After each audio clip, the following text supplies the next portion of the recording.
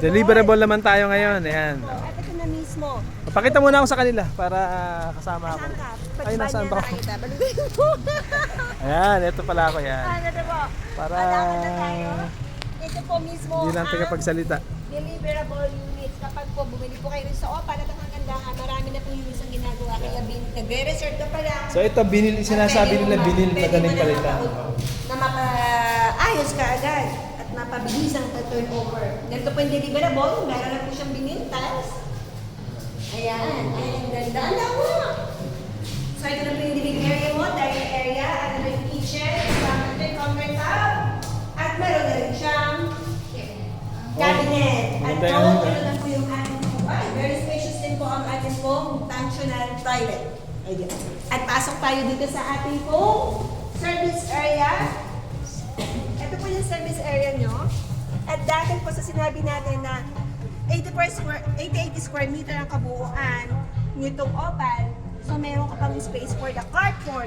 At yung carport mo, pwede po siya at least dalawang sasakyan na mag- Kasya. diba? Halika, pasok tayo muli. Taas tayo. Ito na.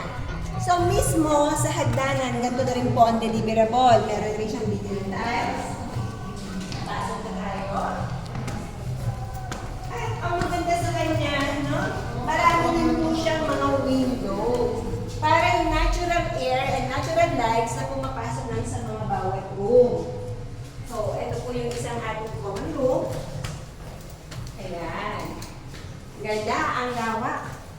At ito pa ang ating mo another room.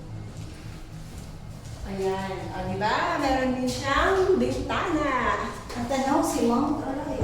Ayun. At tanaw si Mount Arayat. Pwede ka Mount Arayat, tingnan natin. Ayun si Mount Arayat. Ayun po, Mount Arayat. Pwede ka makipagkwentuhan kay Mount Arayat. At ito na po yung ating master's bedroom. Ayan. Sa master's bedroom, meron na siyang naka-attach na functional toilet. Oh, dalawa toilet nila. Yes. Sa baba, saka sa taas. Ano? Okay. Ito sa master bedroom. Saka mataas ang ceiling. Floor to ceiling heights, mataas. Maganda yung toilet dito sa master bedroom. Yes. Okay.